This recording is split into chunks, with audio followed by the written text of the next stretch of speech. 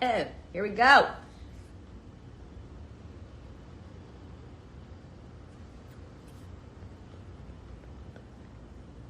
Guess who's back? Back again. Stop.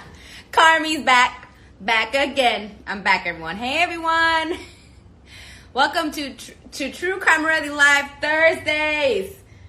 We're back. Hi, my love.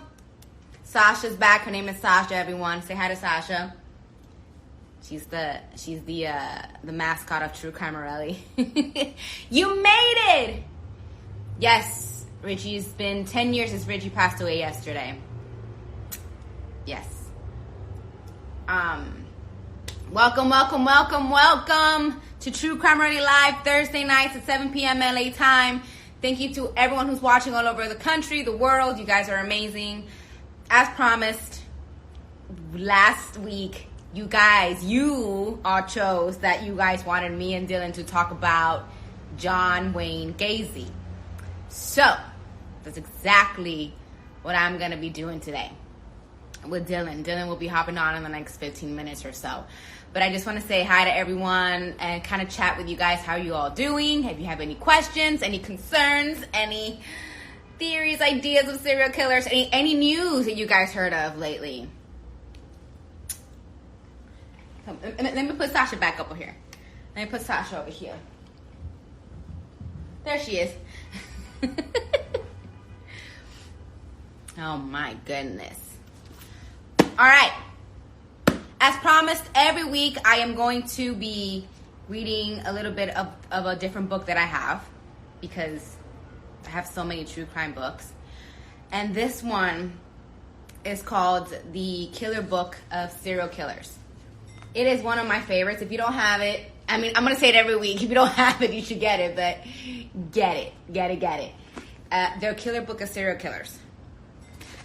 All right, I'm going to read something from it. The answer is found in childhood. So, what creates a serial killer? Why this compulsion? And it is a compulsion to kill multiple times. Some people think that the compulsion to kill may be the result of trauma to the brain. This is what the Tampa, Florida serial killer Bobby Yo Long thought drove him to rape and murder women. He claimed that before a motorcycle accident that caused severe head trauma, he never thought about killing women. Some psychiatrists think it's genetic, that an aberration of some sort occurs and puts people on a homicidal path. Another potential reason is that something dreadful happens to the human psyche when a child is shipped into an orphanage or given up to a foster care system. Author John Bowlby says in the book, The Making and Breaking of Affectional Bonds, in psychopaths, the incidence of illegitimacy, can't even say that word, illegitimacy, wow, and the shunting of the child from one home to another is high. It is no accident that Ian Brady of the Moors murders was such a one. Most psychiatrists are usually vague about exactly what compels someone to kill people, and it's true that there is no definite answer. However, most doctors believe that serial killers are programmed in their childhoods to be killers. And it's not just doctors who feel that way. Most investigators who are close to those crimes and criminals agree. People like the FBI's John Douglas and Robert Ressler, premier profilers and investigators who have been investigating serial killers since the term was coined in the 1970s. So, what do you think creates a serial killer? Do you think it's childhood? Do you think it's trauma? Do you think they're just born that way? Do you think it's demonic possessions? Do you think they just wanted to be that way? It was their destiny. What do you think could have been the reason for a serial killer to be made? And it's crazy because I'm reading this and it's going to kind of like tie to John Wayne Gacy, because I've kind of been like reading a lot about him and kind of getting into what really went down with him.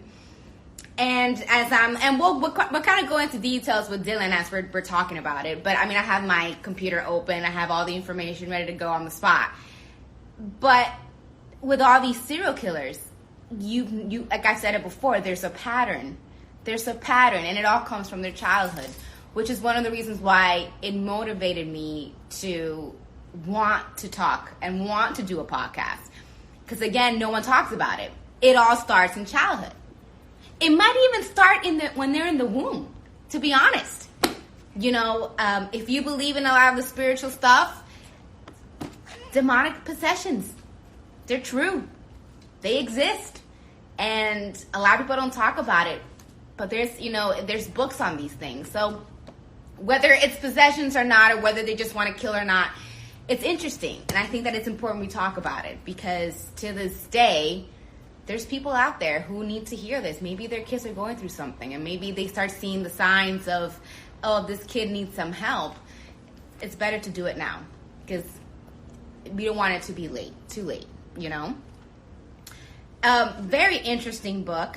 Actually, I'm kind of interested to read more of it, but it's called The Killer Book of Serial Killers. And my apologies, I can't talk very well today. I've been at work since 7:40 in the freaking morning, and I just got home like 10 minutes ago. So, you're welcome. But, yes. Any questions, thoughts, concerns on what I just read? What do you guys have for me? Or should I just keep talking and blabbing until Dylan hops on? Also, it's a John Wayne Gacy episode, guys. And it's live. I mean, how cool is that? It's live. I did get a couple of people here saying today that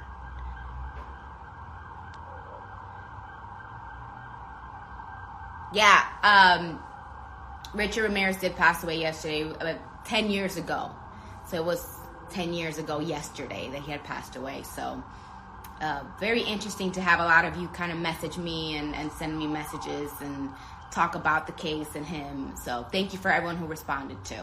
I appreciate that. Also, cyberbullying is bullshit. If you got time to cyberbully, go do something with your fucking life. I don't do that shit in a fucking True Crime Related. I said what I said. Don't be cyberbullying. I don't got time for that shit. You got something to say, you know where to reach me. Thank you. All right. Let's get to it. Dylan, whenever you're ready, you want to hop in? Emily said, period. Period. Do you intend to make an episode about Latin America? I'm doing episodes on everyone. But last week, you guys voted John Wayne Gacy. So this week, by the end of the show, you guys will be able to decide again who you want me to talk about for next week. Because I think it's really cool that I don't know certain serial killers. I'm going to have to be on the spot finding out about them. I think it's cool. So yes, Edelio, if you want me to talk about a certain serial killer, vote it. Put the vote in. Put it in. All right. Period. Oh, boy. Oh, man. I'm looking for Dylan. Dylan, hop in. I think he's getting ready.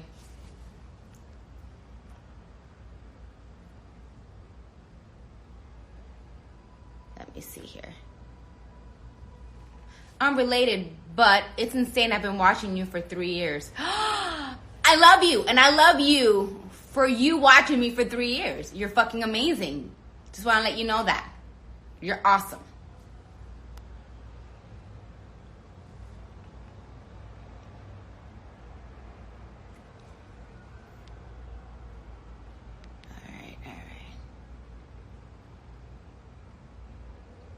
All right, so I don't know where Dylan's at, but I'm going to start this. All right, so John Wayne Gacy. Here we go. Who is sending me for... No! John Wayne Gacy, guys. All right. So on the spot, John Wayne Gacy had killed about 33 people. They found 29 bodies underneath the crawl space of his house in Chicago. And they found 4 in a river he had confessed to throwing in. There is, I think it's not rumors, but there's a couple of bodies that they can't identify because they were just so decomposed. This man is the epitome of evil. I think out of the people that I really find like I'm terrified about is John Wayne Gacy and Ted Bundy. Those two, for some reason for me, I am terrified. I don't know why. I think they're evil. real evil. Now, a lot of what I read and what I found out was that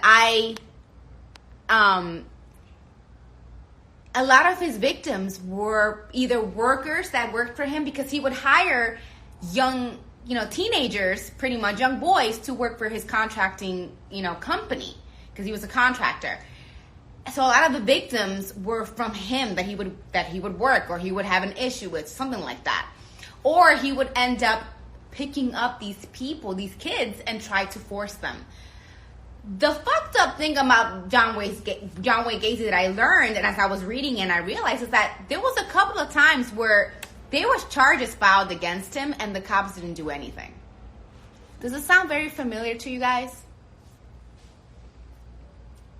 I feel like it's just, I don't know what's going on with the cops, but it was weird to me, because I remember with Dahmer it was the same thing. There was a couple of times where there was calls and like, yo, something's weird, but yet no one cared to even bother to look. Same thing happened with John Wayne Gacy. There was a couple of charges and they all just disappeared. Until, there was a worker or one of the kids at a pharmacy that disappeared. I forgot his name. It was like Robert Peast, I think it was. Something like that. Hold on, give me 1 second, because I'm looking on the spot. Let me see here. Was it? Oh, yeah, Robert, is it Peast or Pice? I don't know. Robert Peast. He was 15-year-old. He disappeared from the pharmacy that John Wayne Gacy had gone to talk about making just work there. They found evidence in John Wayne Gacy's house with him. So that's when things started getting serious with them. And that's when they started realizing, oh, okay, here we go. This is where... And there was a foul... Here's my fucking question, guys. This is my rant while waiting for Dylan to hop on. How is it possible for investigators and cops to go into someone's house and there's a foul smell and you're just going to let it slide by? Can someone please answer that for me? The fact that his wife had no idea that he was doing this, but yet there was a foul smell.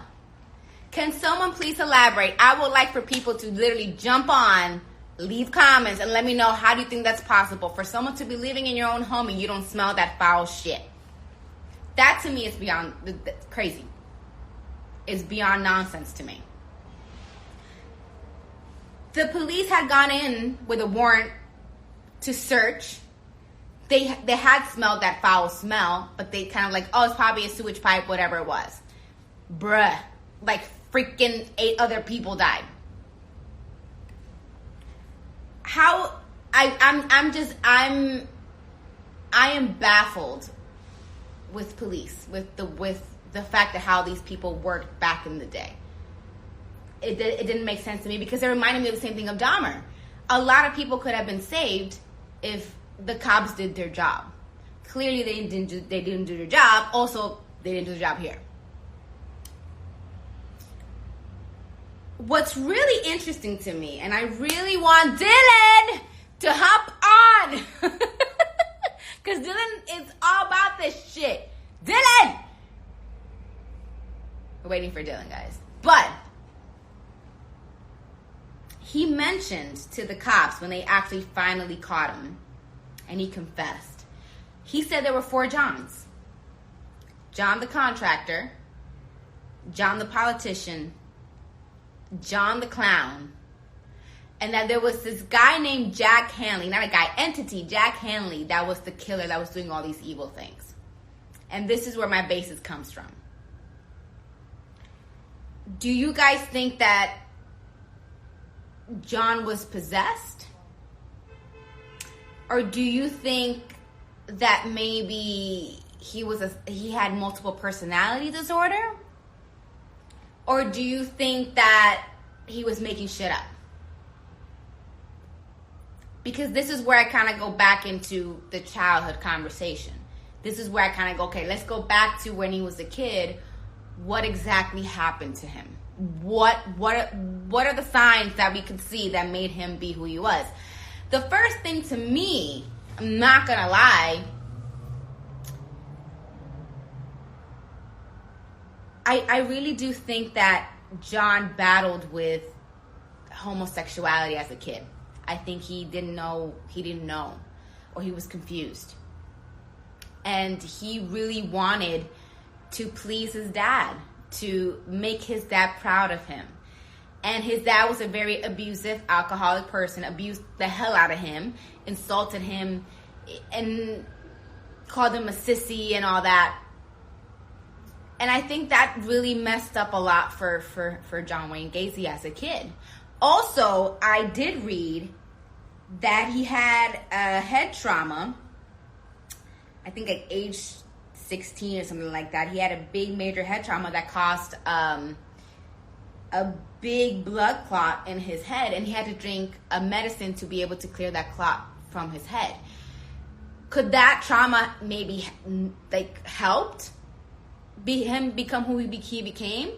Do you think that homosexuality was maybe what, him being confused, like Dahmer? Did that make him that rage, that anger?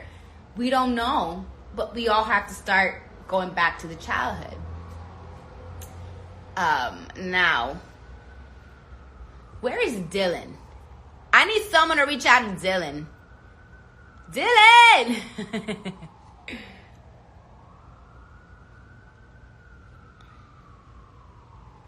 Trying to think where he's at. You know what I'm gonna do? Hold on a second. I got my handy dandy laptop. Where you at, fool?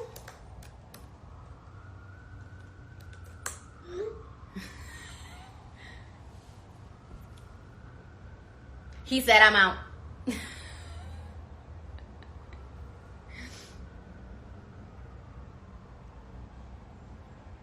I texted him. But I'm waiting on him because, there he is.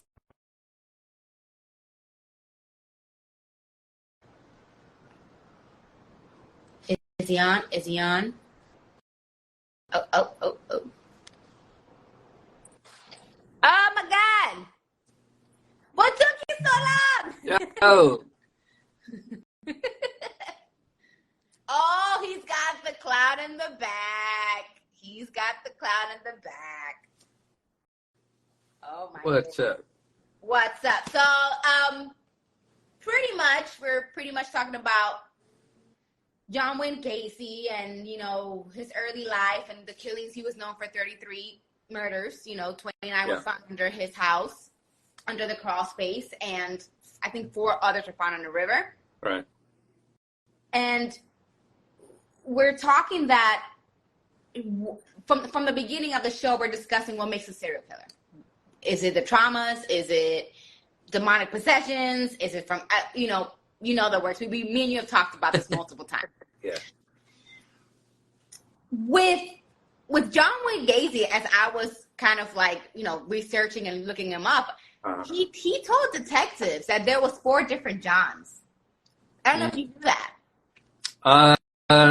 I probably heard about it, but I wouldn't be surprised. He was like, there's John the contractor, John the clown, John the politician, and then there was one that said Jack Hanley, who was the killer, doing all the evil things. Yeah. Now, my question to you is, since you're hopping right back in, you're kind of getting into it, do you think he was possessed? Or do you think he had a personality disorder or something?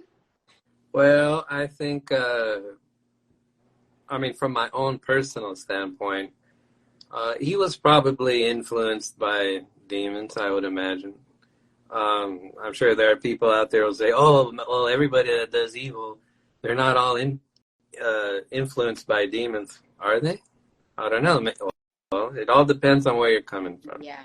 And I think in this free world, we have the right to believe and come forward with our own particular methods of dealing with situations and topics like this. So in my personal headspace, he was probably possessed by some kind of evil. I do know that he used to have blackouts. Yeah. And one of the staples for possession is blacking out.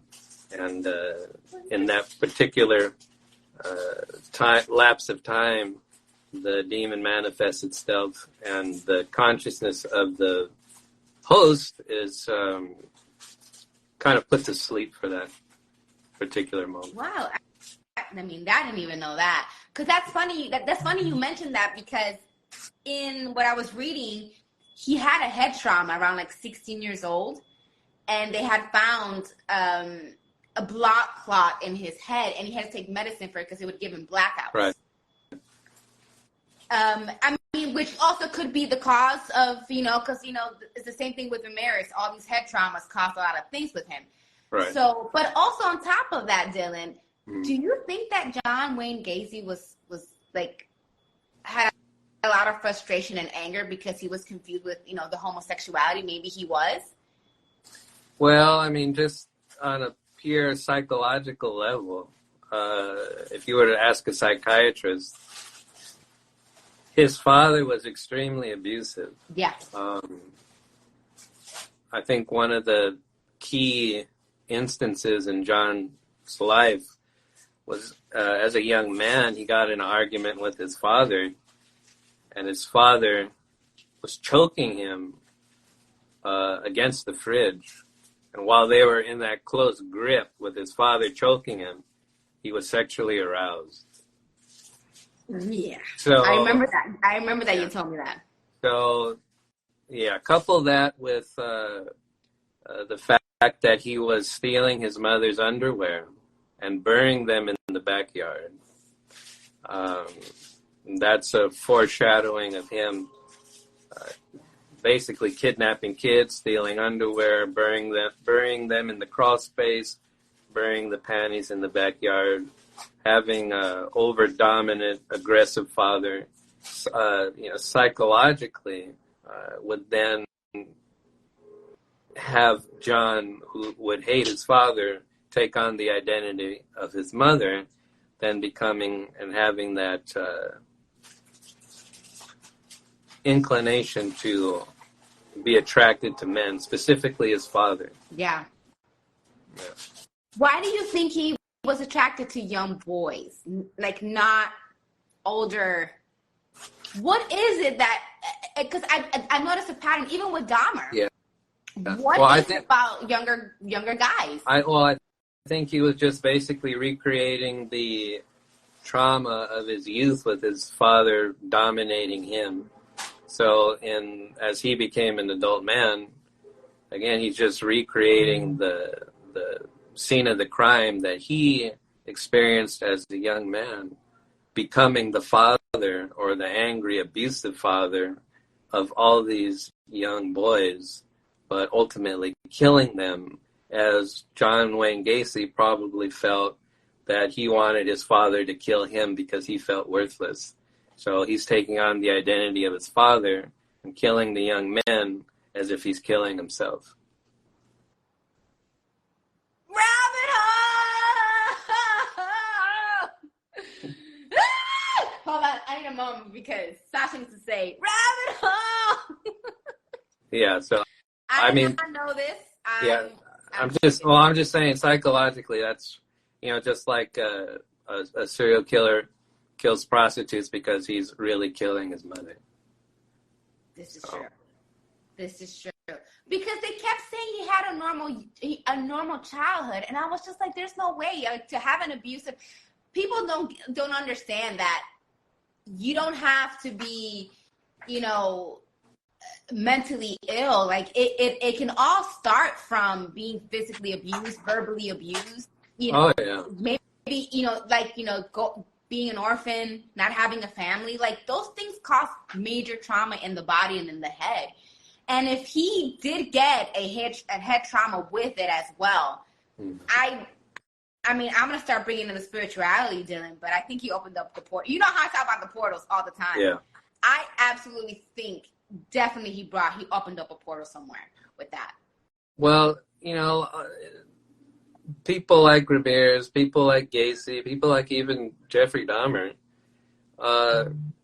you could tentatively say in the world, there are people who do weird things, who have weird fetishes. taboo lifestyles that they keep hidden from their friends and family. I think a lot of people have that, especially in today's day, but they never quite excel to the point of, serial killing or homicide. But yet there are still people who are very interested and have or spend their whole life revolving around a fetish. And I think maybe, possibly, these head traumas could have in some way altered the brain in a particular way where it damaged that part that the most of other people have that capacity to say, no, I'm not going to go that far. I mean, you could say that. You could also say that too. I mean, just without a spiritual context, you could say that it could go that way too. So, okay, let's take out the spirituality for a second. Yeah. And let's just say that, do you think that maybe the anger and frustration of John of not being able to make his dad proud or happy could have been an issue as well? And the actual, all the abuse that he went through with his dad? 1,000%. I mean, of course, as you look at it, judging the book by its cover, I mean, there were incidents, episodes, failing that John Wayne Gacy felt as a young boy, and all, of course, those aren't really spiritual things. Yeah. But how he internalized them, then you could say is a spiritual thing by having hate, deep-seated hate, resentment. And of course, in the spiritual frame, we're not supposed to hate people, let alone our parents. And so, I mean, I would say that psychologically, there are patterns that John Wayne Gacy experienced that are direct attributes to how he became the man he became. But I think if you took a magnifying glass and looked deeper, that is where you would find the spiritual aspect. Yeah, I agree. Now, I did go through the murders briefly, and I kind of read it and have it all out here. To you, what do you think was the most, I don't know, because we just, I don't even know if there is one, but out of all the murders he committed, was there one that stood out to you the most that you're aware of? Murder? I know that there was one that was sleeping in, one of his workers was sleeping in his house, one of the rooms, and he remembers coming out, and John was very drunk, and he started chasing him around the house, saying, I'm going to rape you, I'm going to rape you. Yeah. But he got lucky enough to find the keys and escape. Yeah. That one I remember most, but is there one in particular for you that was like, this is weird? Well, it's tough to say because he killed most of his victims, so we can't really judge, one particular murder to another. But I'll say what creeps me out the most is about John Wayne Gacy is his mentality leading up to becoming this boy killer, which was introducing his perversion and fetishes to the JCs, which in America at that time there was this group called the JCs. I was going to mention that to you. Continue. Yeah, and it was basically a kind of social club for religious type people, specifically right wing. Right wing, I'm not sure. Could be left and right. Who knows? Christian, either way. And it was his goal to rise to the top of being a JC, and so he would organize these parties at his house, particularly in the basement. Yeah. And he'd show porn films and smoke weed. Almost like orgies too, right? Like yeah. So he started infecting the JCs with what he was entertained by, but also very sly and slick, because after he would get these people involved in swinging, group sex, porn, weed, he would use that as blackmail to these people in the JCs who were also members of the community. Wait. Hold on, time out. He blackmailed people with his... I did not know that. Yeah, he would blackmail people saying, hey, I know where you're at. I know what you did. I know whose wife you slept with. And a lot of the time, it was his wife that these people were sleeping with. So he definitely had the edge over these people. He was very mafioso type in his dealing with politics and the JCs. But anyway, as he's going further and further into this perversion, it's very interesting that his homosexuality, in his mind now, he was very against this idea of being homosexual because of his father, mainly.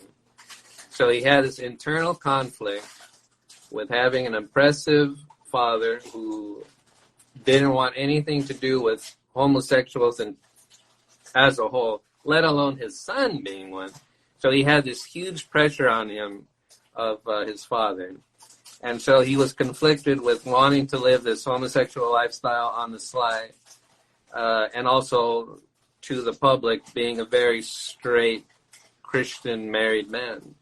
And he would start inviting these young men to his house, even the young men of the JC's club. And he would devise these plans to have them gratify him sexually, these young boys. And even to the point of bringing his wife into the mix.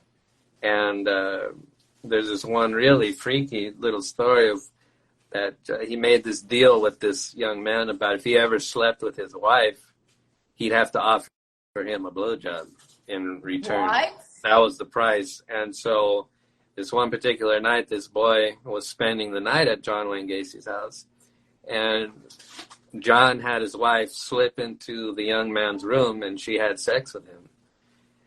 John Wayne Gacy opens the door, turns on the light, says, "Gotcha!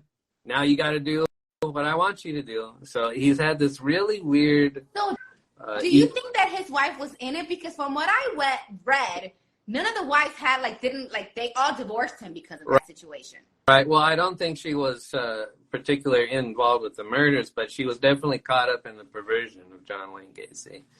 And as you see this kind of deterioration of his mental state, his moral state, his state as being a father, I mean, he gambled his whole marriage, his whole, the respect of his family, the love of his children for this deep-seated perversion that he had, which was ultimately to kill young men.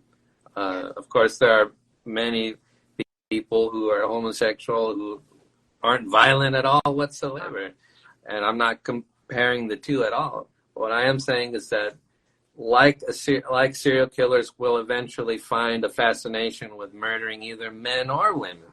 Yeah. John was... But the thing, too, if you put Dahmer and him together, they were in a time and in an era where this was not allowed. Definitely. Yeah. And definitely. They weren't able to say, "Hey, I'm gonna come out," or none of that. It was forbidden. So I think that they're very similar in the way of all that anger and rage. Oh yeah. That was the way of showing it. 100%. 100%. Even repressed straight people have and act out in a very vicious and violent way. It's a crime to say that it's only homosexuals or anybody like that. It's everybody. Yeah. You suppress anybody religiously. Or I don't think John's father was religious. He just had a very anti-gay point of view. But I think any kind of, even to the point of bullying, because I know that John Wayne Gacy's father would bully him, would, you're not man enough. John Wayne Gacy didn't fit the ideal man, quote, man type alpha male that he had wanted John to be. So John always felt like a failure. And one of the reasons why he became such an avid worker, to kind of prove to his father that no, he is worth something. Yeah. And absolutely, I was going to say that because he was great at what he did and everything that he was a manager. Apparently, he was a great manager at KFC. I was like, no wonder this man asked for KFC for his fucking last meal. Yeah. I was like, wait a second, that means 2 + 2 equals potatoes. It equals potatoes. Okay, equals chicken. It equals fried chicken, bitches. But now, there's one thing I did mention earlier, and we didn't get to talk about it much.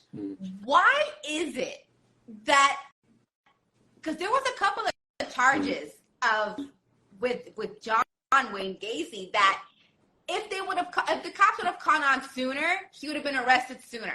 Right. And they just didn't do anything. And that's the same thing as, I'm going to compare both to him to Dahmer because it was very similar. Yeah. Why do you think it happens like that? Because I'm very confused.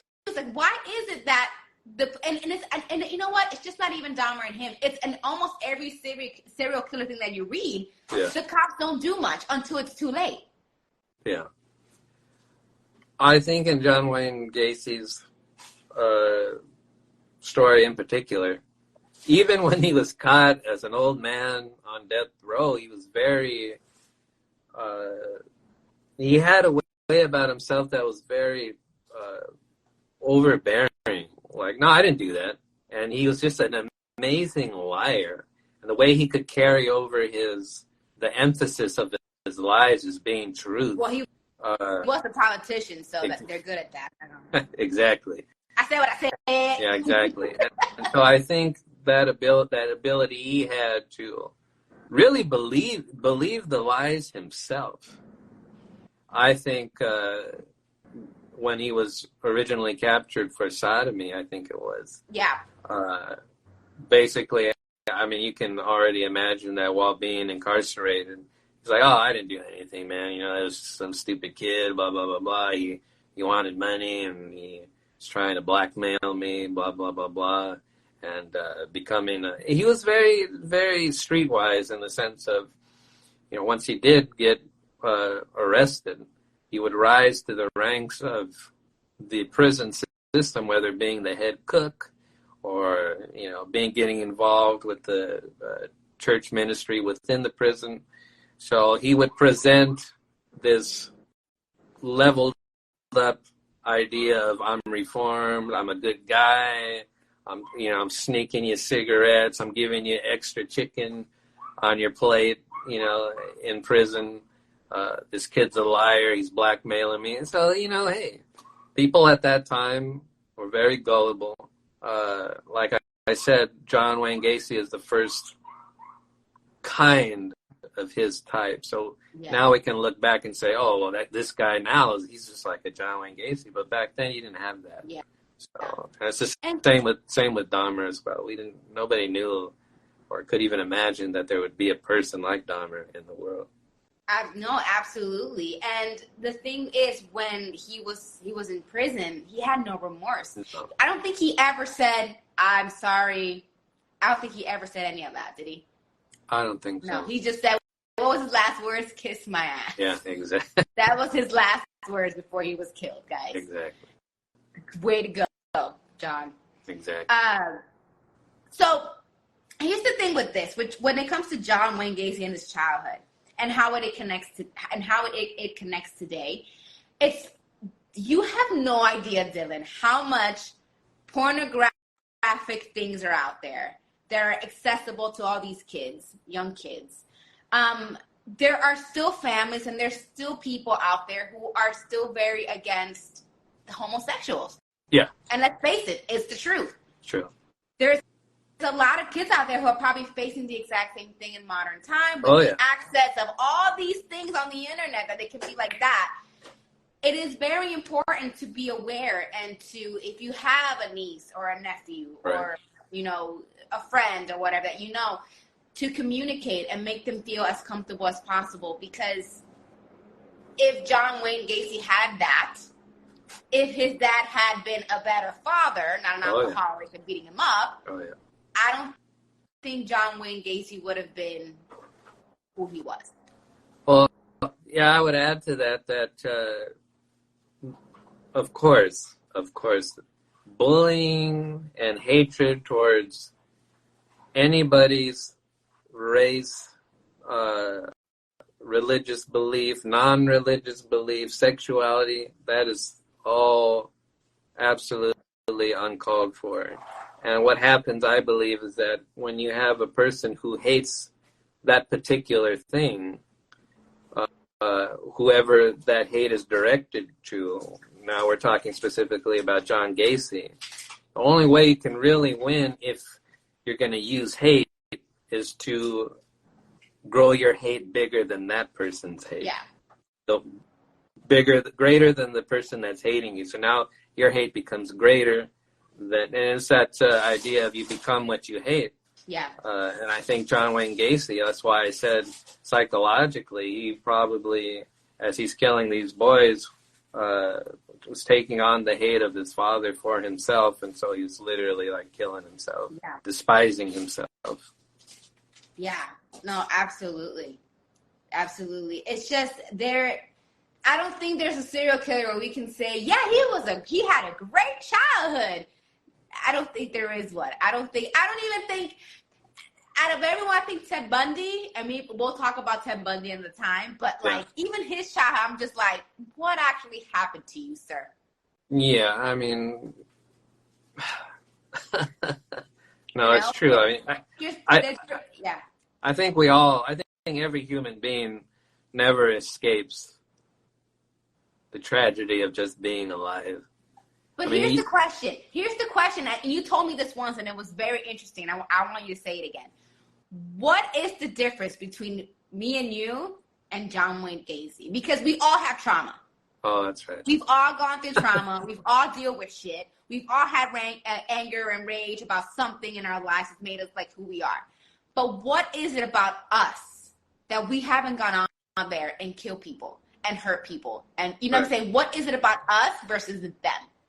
Well, I think on our scale, that's being balanced between moral and evil urges concerning us, our moral portion of the scale is higher than what our intrusive thoughts and etc. are being weighed in the balance. And I think for serial killers, we can bring up Richard Ramirez when he says, I gave up on love and happiness a long time ago. Now all of a sudden his morals come way down here, and now he's just living on the hate, resentment for society and people. So, I think that's basically what it is.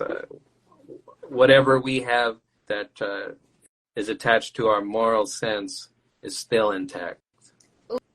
Ooh, we're going to have El Paso join us. I think he wants to ask us a question. All right. Hold on. Let's see. And guys, if you got questions, ask. Come on. Hi, my love. Hey. All right. So I wanted to add to Dylan's point. So I think regarding, you were asking about the childhood, right? And like what makes us different and like, Yeah.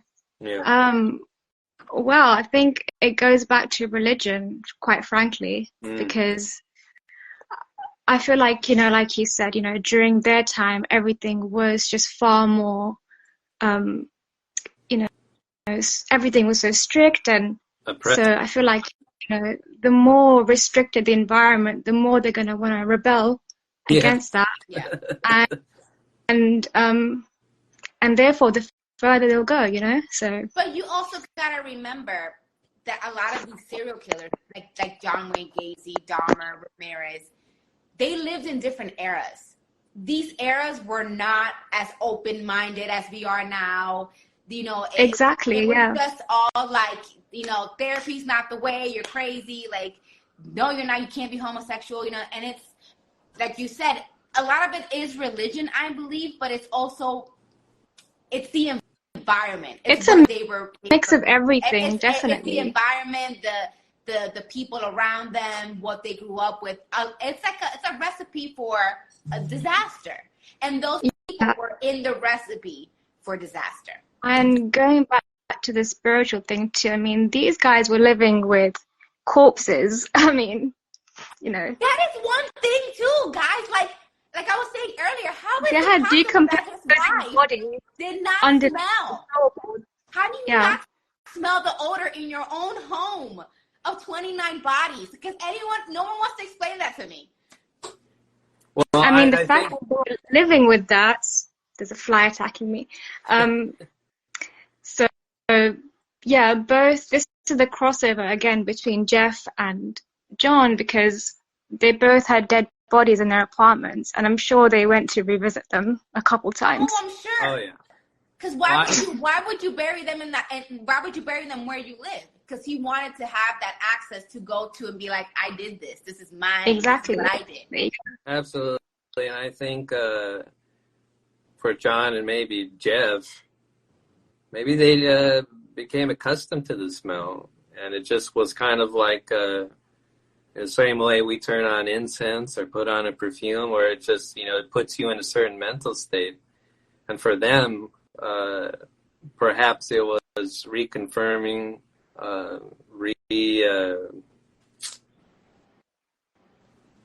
creating this lifestyle that they had done privately, kind of almost publicly, because of course they couldn't be killing 24 hours a day, but at least they could smell it. Yeah, someone said probably because he enjoyed the smell of the bodies.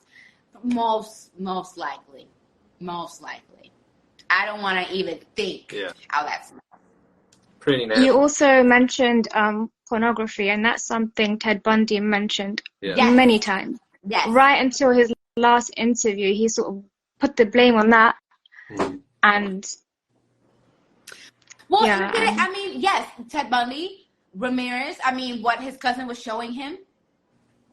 Like, those were very violent things, but it was still pornography in some way. Dahmer,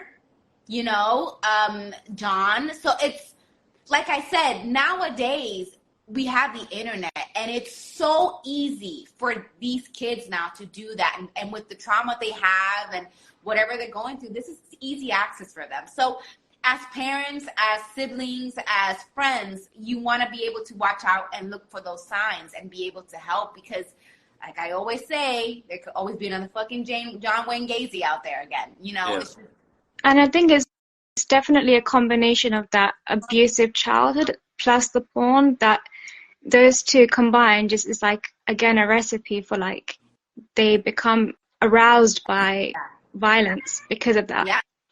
That's right. It becomes normal to them. Once you're abused and hit, and physical abuse is something that, if done so many times, you become used to it. Yeah.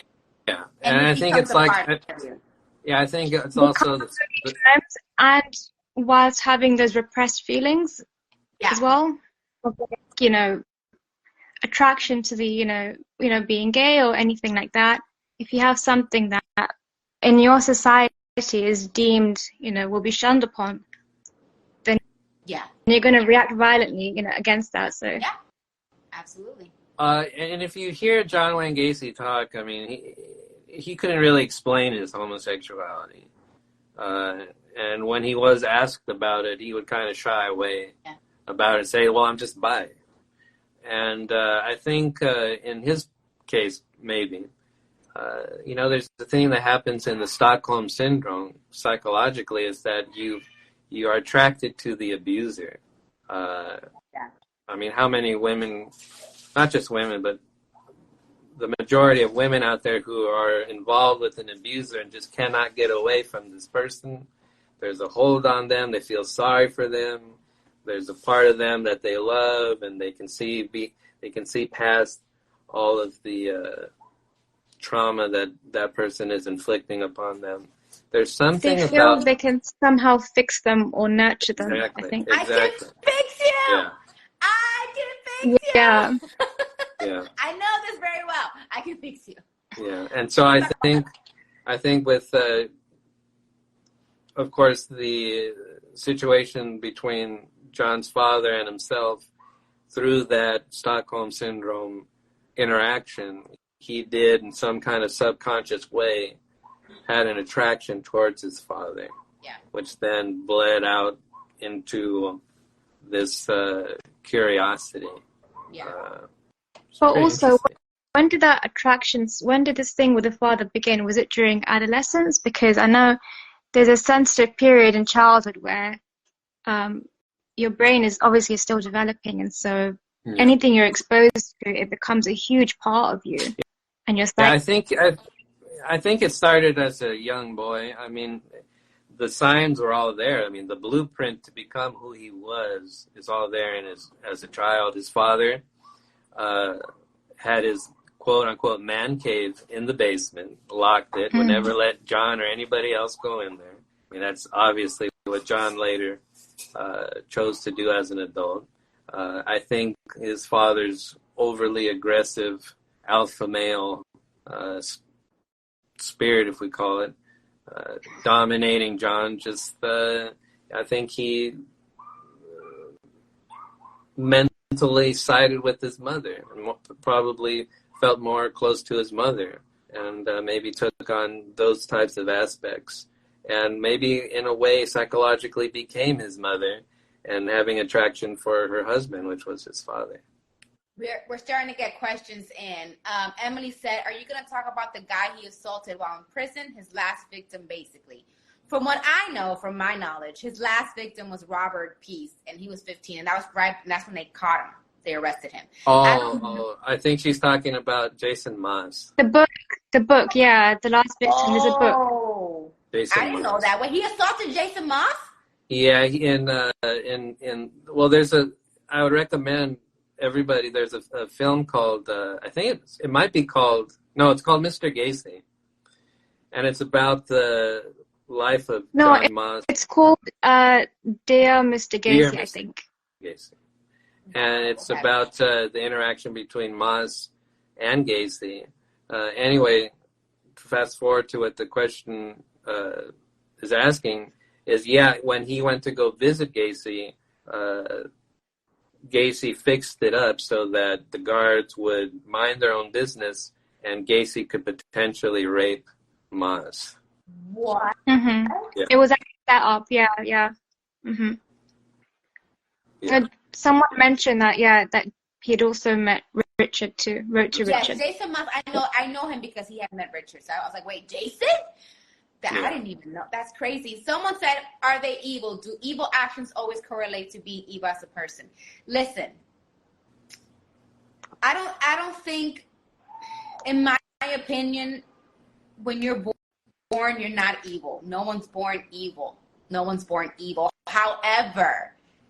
However, I think that, and like the spirituality wise, I think that there's a big possibility you can always be born with something that's evil with you that eventually possesses you to become evil. And the way that life treats you, the way that people treat you, the way the environment, the way you are raised makes you who you are. No one is born evil, but it is created. People become that. What John Wayne Gacy did was beyond evil. And he never, he never said once, I'm sorry. He never did. I mean, finding out he was trying to rape Jason Moss, for crying out loud. I didn't even know that, you know? Yeah. So, but what if you're born with that evil? I was going to say, what if it's inherent from like your father or something? There's an ancient, now if we want to talk about demonology, there's an ancient, in the beginning of human civilization as we know it, that in Babylon and ancient Mesopotamia, during pregnancy, women would wear amulets, have certain types of prayers, inquire upon different priests to do and work some sort of magic in order that their belief was that in pregnancy, as the spirit came down into the womb, that a demon could attach to that child and be almost fused with that child. So as far as mankind has entered into this world, we've had this belief that evil can even come into the womb before a child is born. So who knows? The spirit of a child can be innocent, but as it's coming down and this entity grabs it becomes one with it. So that's where the evil lies in. We have 5 minutes left, guys. It's been almost an hour already. Yeah. This is insane. I can go for 3 more hours. I need you guys to let me know who you want me to talk about next week. Let's go with the votes, guys. 5 minutes. You got 5 minutes because they're going to cut me out at 8. El Paso, let me ask you, what is it about John Wayne Gacy that creeps you out the most? For me, I find it utterly creepy that he dressed as a clown just so that he can entertain children. Yeah. It's the clown. And the fact that his clown persona, Pogo, inspired many others like Twisty and some other characters that came after. So you know what it is? And now I have clown phobia because of him. I agree with you. That and the fact that he was so manipulative and so good with his words that everybody fell for him. Yeah. Mm-hmm. That's the word. I've watched his interviews and you're right. He's like a pathological liar and he's like an actor. Like it's how criminals get friendly with police while doing the crimes. Yeah. Guys, we got 4 minutes. Do your votes. Who do you want to do next week? Here, so I can just read out names. Go for it. Wait, who do you want us to talk about next week, El Paso? Me? Oh, I don't know. There's so many. I mean, last time I mentioned Albert Fish because Albert Fish is back on the list. Richard Chase. Okay, we got a Richard Chase and Albert Fish. Here we go. Let's go. Get your votes in. But as everyone's voting there, you know what? Let's just restate again. Wait, didn't you already talk about Richard Chase though? I swear you did. No. He was in last week's poll. Yeah, he was in. Oh. Let's just restate the fact that bullying and hate towards any kind of sexuality, religious, non-religious, race, any kind of ideology whatsoever is just totally wrong and unnecessary. And we need to learn. That's the whole point of, I think, true crime, is we need to learn from these cases and these people to not repeat this stuff. Yeah, there's a reason. I think that Eileen Wuornos. Yes, I did talk about Eileen Wuornos, actually. But if you want, we can do a live one. Come on, guys. Don't make it hard for me. Albert Fish, Richard Chase, Eileen Wuornos, and Golden State Killer. Golden State Killer is good because I have a lot to say about him. Don't get me started. But okay, I say we pick whoever gets 3 votes. All right. We'll do 3 this time. First 3. I think that it's taboo for people to talk about serial killers' childhood, and I don't know why. I think it's so important to talk about their childhood because it gives an understanding of why they became who they are. And in modern society, with all the mental illness that we have a high status of mental illness in this country. Richard Chase got 2. So it's like, it's a problem. And if we don't fix it, if we don't talk about it, if we don't show, then we're going to have night stalkers. We're going to have... recently, like last week, there was a stabbing of a 16-year-old boy. I mean, these stabbings happen so often here. Yeah, look at all the mass shootings in schools. It is insane to me. But no one wants to talk about it. Got a third Richard Chase. Fourth Richard Chase. Okay. Fourth one. I like Richard Chase's case, by the way, so I'm really excited. That one is a little graphic, guys. Just be prepared for the graphic shit next Thursday. Letting y'all know. It's graphic. But we're running out of time. We did it. I want to talk for 3 more hours, guys. I love you guys. The lesson learned, really quick, the lesson learned from John Wayne Gacy, as far as we're talking about childhood, he had an abusive, hate-filled father. With that element, he probably wouldn't have become who he became. Therefore, that's the lesson. Do not be a hate-filled Yes. Bullying, bigot father. Yes. He said what he said. And I said, fuck you, bigots. I said Don't be that. Don't be that guy. Don't be that guy. El Paso, you are awesome. Yeah. For logging in. Thank you. You guys are awesome. I will see you next week, El Paso. You're more than welcome to hop on and talk to us. Yes. And thank you guys for all the questions and for voting Richard Chase's next week, guys. I love you. Rock on, and I'll see you next week. Thank you, Dylan. Bye. Bye.